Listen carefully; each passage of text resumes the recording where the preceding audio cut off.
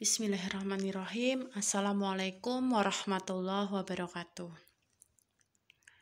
Terima kasih untuk pembahasan pertemuan kali ini, meneruskan pertemuan sebelumnya atau bab sebelumnya terkait dengan etika dan fraud atau kecurangan. Kali ini kita meneruskan tentang pembahasan pengendalian dalam sistem informasi. Nah, kenapa sistem informasi akuntansi perlu dikendalikan? Hal pertama, karena dinilai ancaman terhadap sistem informasi akuntansi di dalam suatu perusahaan atau beberapa perusahaan yang menerapkan itu ancamannya meningkat. Hal ini disebabkan karena risiko pengendalian naik. Nah, risiko pengendalian naik itu karena apa? Karena komputer dan server ada di mana-mana dan informasi tersedia bagi seluruh karyawan.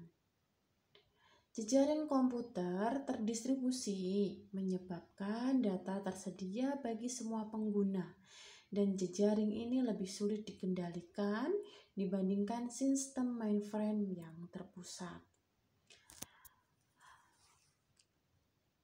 Word and network memudahkan pelanggan dan pemasok saling mengakses sistem dan data sehingga masalah kerahasiaan data semakin penting.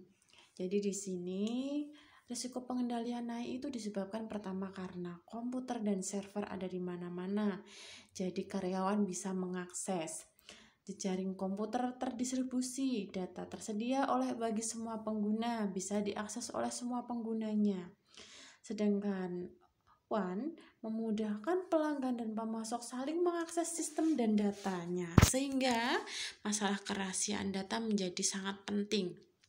Nah, di sini bisa terlihat dari ketiga komponen ini, SIA itu harus dikendalikan dengan suatu prosedur. Bagaimana cara perusahaan agar tidak semua karyawan itu bisa mengakses data yang seharusnya bersifat rahasia, agar tidak semua pelanggan dan pemasok itu bisa mengakses data rahasia yang seharusnya itu menjadi akses tersendiri bagi perusahaan. Itu bagaimana? Karena SIA atau sistem informasi yang tanpa prosedur itu bisa diakses oleh sembarang orang atau dalam lingkup luas perusahaan. Nah, yang kedua, mengapa ancaman dalam SIA itu meningkat? Karena secara historis, banyak organisasi tidak memberikan perlindungan secara memadai data mereka. Hal ini disebabkan oleh alasan-alasan sebagai berikut. Yang pertama, persoalan pengendalian komputer sering dianggap remeh dan disepelekan. Jadi perusahaan itu seringkali tidak memperdulikan namanya pengendalian terhadap sistem informasi akuntansi. Dianggapnya jika semua siklus, semua aktivitas di dalam suatu perusahaan sudah menggunakan sistem, itu tidak perlu adanya pengendalian. Padahal itu salah besar, karena suatu sistem itu harus dilengkapi dengan suatu prosedur. Tanpa prosedur, sistem sama aja bohong, sama aja tidak bernilai, karena sama saja tidak membantu perusahaan. Ada hal-hal yang bisa bocor akibat adanya sistem informasi yang tidak ada pengendalian atau tidak dikendalikan. Implikasi pengendalian sebagai akibat berubahnya dari sistem terpusat menjadi sistem jejaring tidak benar-benar dipahami. Yang ketiga, perusahaan tidak menyadari bahwa data adalah sebuah sumber daya strategis dan bahwa pengamanan data harus menjadi prioritas.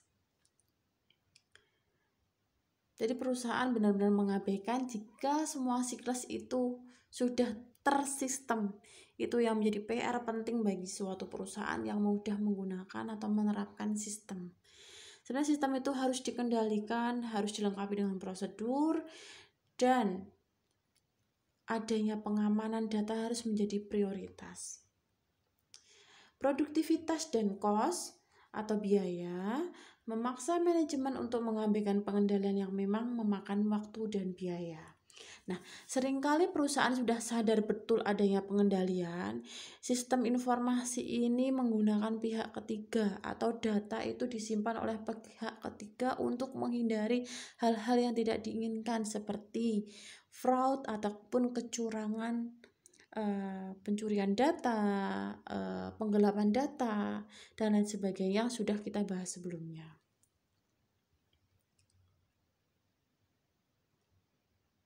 Nah, untuk terminologi penting atau arti penting di dalam kita pembahasan kali ini, ada istilah threat atau ancaman. Ini apa Bu ancaman itu yang dimaksud? Merupakan berbagai potensi kejadian yang tidak diinginkan yang dapat mencederai sistem informasi akuntansi atau organisasi. Misalkan ancaman terhadap pencurian data, ancaman terhadap penipuan. Penipuan dalam hal ini adalah penipuan dari data perusahaan. Adanya terminologi atau hal penting lainnya, impact atau akibat. Dari ancaman adalah potensi kerugian yang akan dialami oleh suatu perusahaan jika ancaman tersebut bersifat nyata. Jadi disebutkan bahwa suatu kejadian pencurian data itu lebih fatal daripada adanya pencurian dalam bentuk rupiah, misalkan pencurian 1 unit persediaan atau 1 unit inventarisnya, misalkan kehilangan motor, inventaris motor hilang 1 dibandingkan pencurian data, satu hal yang bernilai bagi perusahaan itu lebih fatal daripada inventaris nyata. Inventaris nyata dalam hal ini adalah aset tetap, misalkan tadi yang saya sebutkan motor atau kendaraan. Itu jika dibandingkan dengan pencurian data justru lebih fatal pencurian data. Maka itu harus benar-benar disadari oleh perusahaan bahwa pengamanan data itu sangat-sangat penting. Hal lain yang harus diperhatikan likelihood adalah probabilitas bahwa ancaman tersebut akan terjadi. Perusahaan harus memahami betul bahwa ancaman terhadap data itu harus benar-benar diperhatikan.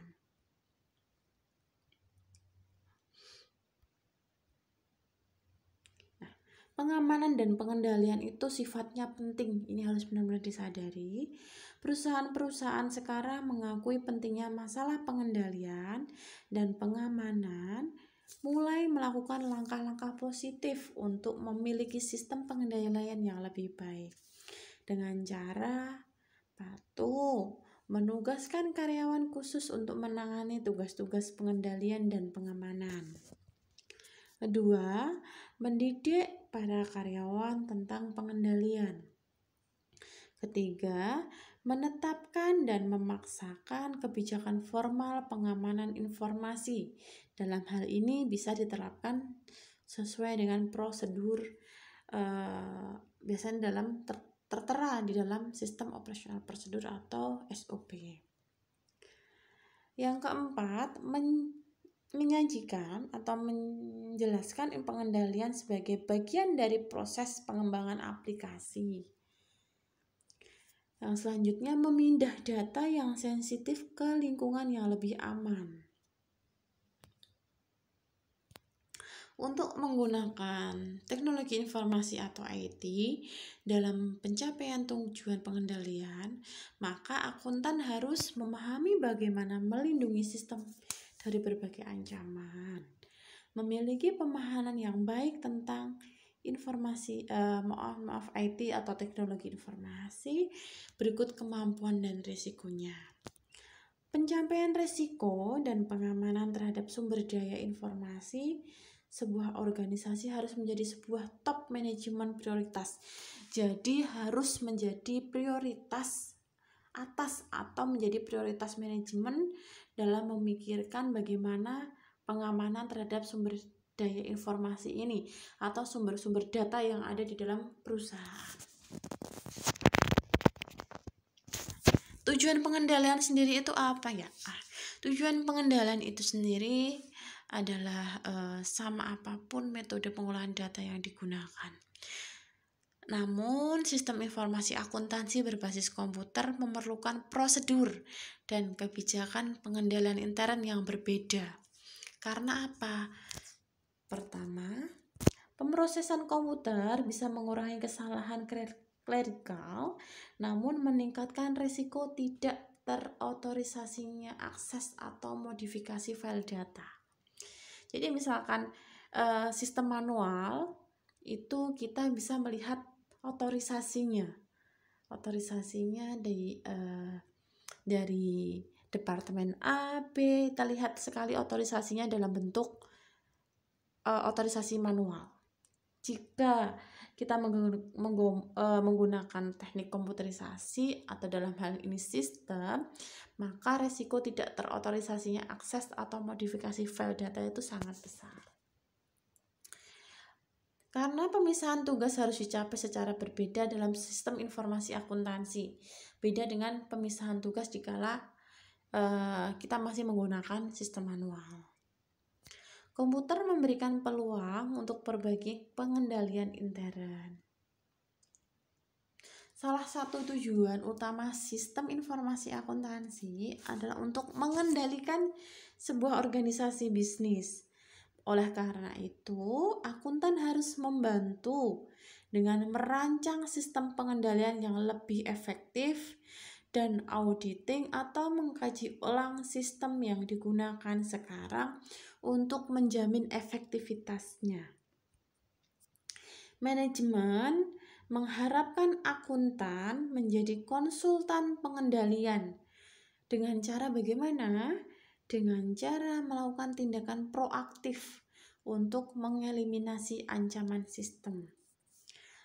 Pendeteksian, pembetulan, dan pemulihan dari ancaman ketika ancaman terjadi. Lebih mudah menempatkan pengendalian dalam sebuah sistem pada tahap awal penyusunan sistem dibandingkan tahap berikutnya. Jadi ketika kita menyusun sebuah sistem, maka kita harus memikirkan terlebih dahulu pengendalian sistem yang kita buat itu dengan cara seperti apa. Sudah dilengkapi hal sampai dengan detail pengendaliannya. Konsekuensinya, akuntan dan pakar pengendalian harus menjadi anggota tim yang menyusun atau memodifikasi sistem informasi. Konsep pengendalian dalam hal ini, di lingkungan bisnis yang dinamis, saat ini perusahaan harus bereaksi secara tepat untuk mengubah kondisi dan pasar, termasuk langkah-langkah untuk mengangkat karyawan yang kreatif dan inovatif. Memberikan power dan fleksibilitas kepada karyawan. Hal ini digunakan untuk apa?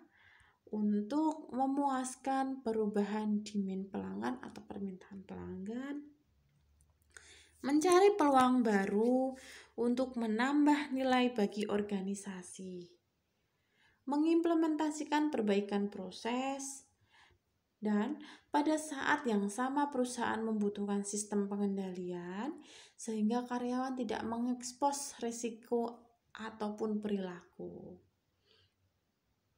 Nah, kita akan bahas terkait dengan yang pertama, internal control atau pengendalian internal.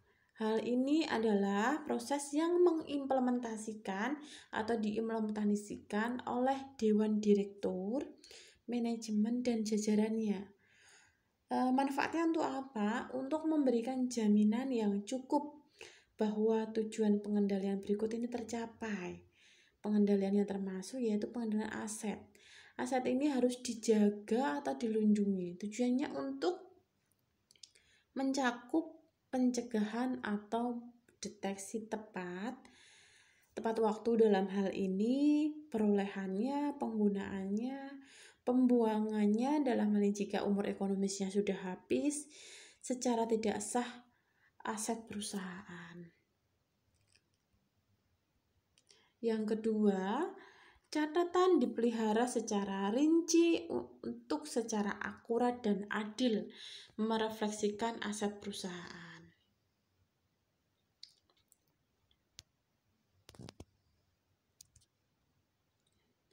Yang ketiga, informasi yang akurat, reliabel harus dihasilkan. Yang keempat, adanya jaminan yang layak bahwa laporan keuangan disusun sesuai dengan PSAK. Jadi, tujuan dari internal control atau pengendalian internal itu dilaksanakan ada menjaga aset, ada catatan terpelihara, ada informasi yang dihasilkan akurat dan reliabel, adanya jaminan yang layak bahwa laporan keuangan disusun sesuai dengan PSAK. Nah, yang selanjutnya efisiensi. Tujuan efisiensi dalam hal ini untuk penjaminan bahwa penerimaan dan pengeluaran perusahaan dilakukan sesuai dengan otorisasi Direktur Manajemen. Jadi semua pengeluaran, baik pengeluaran maupun penerimaan itu ada otorisasinya. Jadi tidak sembarang keluar masuk, termasuk keluar masuk. Dalam hal ini kas, ataupun persediaan. Yang selanjutnya Yang selanjutnya terkait dengan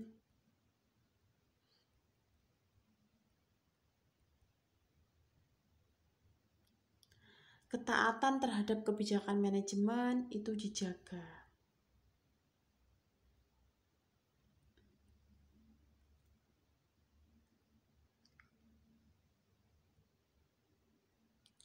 Yang selanjutnya, organisasi mentaati hukum.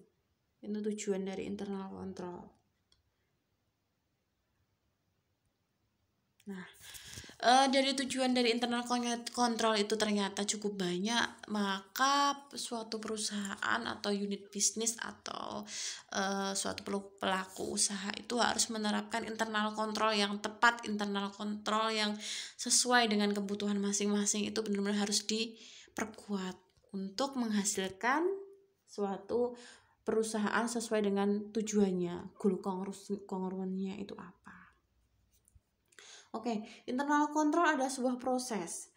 Karena internal control mengisi aktivitas operasional perusahaan, internal control merupakan bagian yang integral dari aktivitas manajemen. Internal control ini memberikan jaminan yang reasonable, bukan absolut, karena jaminan penuh sulit atau tidak mungkin dicapai itu sangat mahal. Tetapi internal control atau pengendalian internal itu SPI, sistem pengendalian internal itu mempunyai keterbatasan. SPI ini rentan terhadap error atau poor decision. SPI dapat diselewengkan oleh manajemen atau kolusi dua atau lebih karyawan. Tujuan SPI atau sistem pengendalian intern kadang-kadang bertentangan satu sama lain. Contoh, perlindungan aset dapat berakibat berkurangnya efisiensi operasional.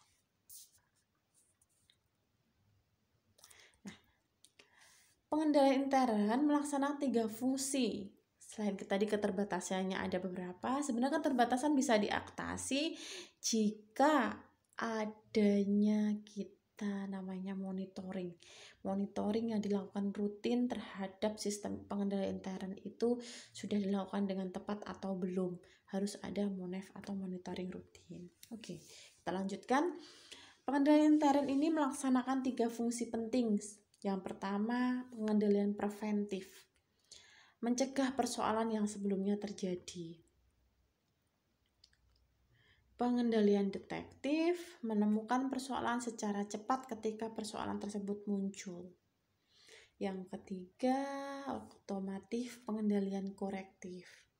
Di sini mengatasi masalah yang terjadi dengan cara mengidentifikasi penyebab, membetulkan kesalahan, dan memodifikasi sistem untuk mencegah persoalan sejenis di masa yang akan datang. Nah, internal control sering diklasifikasikan sebagai pengendalian umum atau general control. Hal ini dirancang untuk memastikan bahwa lingkungan pengendalian itu stabil dan dikelola dengan baik. Nah, pengendalian umum yang dimaksud merupakan pengendalian yang diterapkan di lingkungan pengolahan data untuk menjamin bahwa kegiatan pengolahan data dapat dilakukan sesuai dengan rencana. Yang kedua, terkait dengan pengendalian kontrol, pertama tadi pengendalian umum, yang kedua pengendalian aplikasi. Pengendalian aplikasi ini merupakan pengendalian yang diterapkan pada kegiatan pengolahan data. Mencegah, mendeteksi, mengoreksi kesalahan transaksi dan kecurangan transaksi. Misalkan koreksi terhadap transaksi input data penerimaan barang. Nanti terjadi koreksi atau terjadi kesalahan, itu terdapat adanya suatu pengendalian, namanya pengendalian aplikasi. Fokus pada akurasi, kelengkapan, validitas, dan otorisasi data yang ditangkap. Dimasukkan ke dalam sistem, diproses, disimpan, dan dikirimkan ke sistem lain, serta dilaporkan. Oke, baik. Sebuah sistem sistem pengendalian internet yang efektif harus ada dalam sebuah organisasi. Tujuannya untuk membantu organisasi mencapai misi dan tujuannya. Kedua, meminimumkan kejutan. Dalam hal ini kejutan adanya misalkan kejadian perusahaan, penyelewengan data, atau antara data fisik dan data fisik dan data yang ada di laporan itu berbeda, makanya disebut meminimumkan kejutan. Nah, ini kasus-kasus terkait dengan sistem pengendalian intern pada tahun 77 Kongres USA, namanya Foreign Corrupt Practice etc. Contohnya ini tujuannya untuk mencegah upaya penyuapan korupsi yang dilakukan oleh pihak luar untuk mendapatkan proyek. Dalam mendapatkan proyek, implikasinya mensyaratkan bahwa perusahaan harus memiliki sistem pengendalian akuntansi internal. Mendapatkan sambutan yang cukup besar dari manajemen akuntan dan auditor dalam perancangan dan penilaian SPI. Perbaikan SPI yang telah dilakukan menjadi kurang memadai. Nah, ini kasus bisa dibaca lebih lanjut, materinya sudah saya share. Nah, ini terkait kasus Sarbanes-Oxley. Kasus-kasusnya nanti bisa dibaca sendiri. Saya lompati. Oke. Maksud dari Sarbanes-Oxley. Oke. Aspek pentingnya apa? Saya banyak lompati dulu. Bisa dibaca sendiri, dipelajari lebih lanjut. Oke.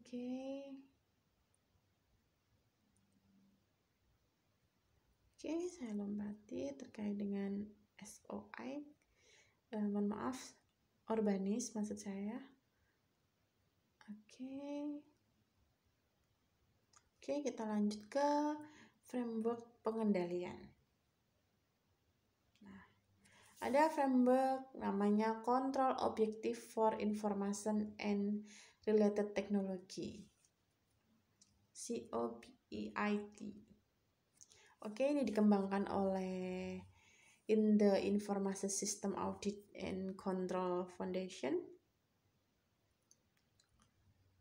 Sebuah framework tentang praktik pengendalian dan sistem informasi yang dapat diterapkan secara umum pengendalian teknologi informasi.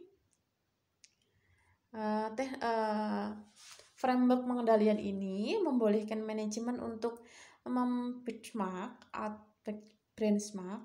benchmark, maksudnya praktik pengendalian dan pengamanan untuk lingkungan teknologi informasi. Penggunaan jasa teknologi informasi dijamin bahwa sistem pengendalian dan pengamanan yang memadai. Auditor harus menunjukkan opini dan sarannya terhadap pengendalian intern di lingkungan teknologi informasi. Nah, framework ini menguraikan isu pengendalian dari 3 sudut pandang. Business requirement for informasi. Nah, kriteria ini dibagi menjadi 7 kelompok yang dipetakan ke dalam 7 sub. Yang pertama, efektivitas, efisiensi, kerahasiaan, integritas, ketersediaan, ketaatan, dan daya andal. Ini KOSO, sering disebut dengan KOSO dengan 7 kelompok pemetaan. Tujuan, ini frameworknya. Bisnis objektif yang tadi. Yang kedua, IT resource. Mencakup people, application system, teknologi, fasilitas, dan data.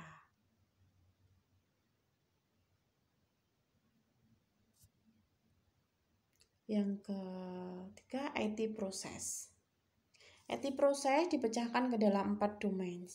Perencanaan dan pengorganisasian, perolehan dan implementasi, pengiriman dan dukungan, serta pemantauan.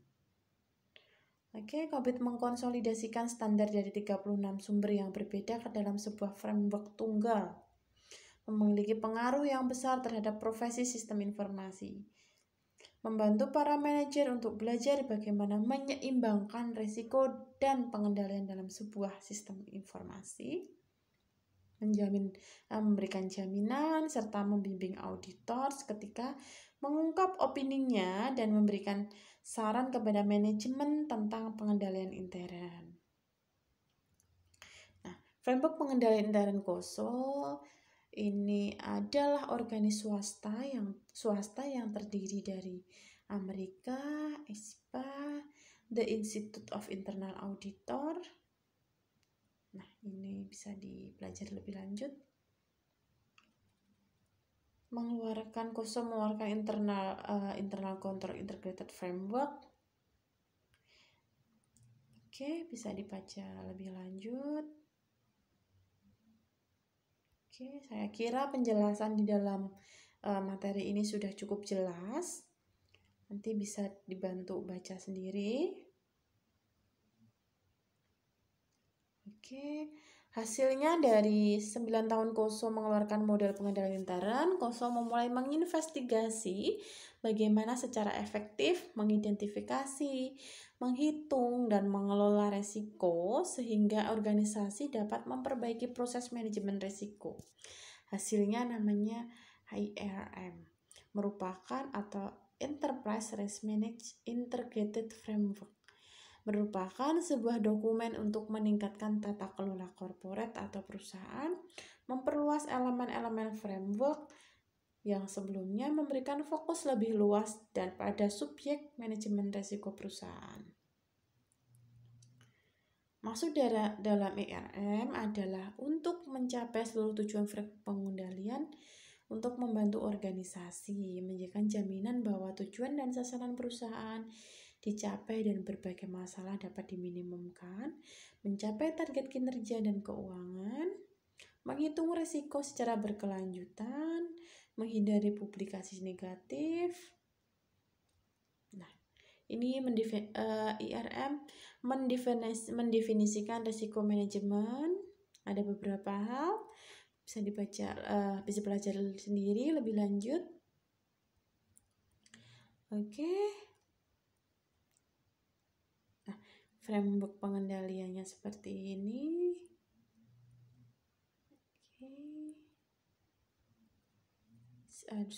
Ini framework pengendalian yang sudah diringkas sedemikian rupa.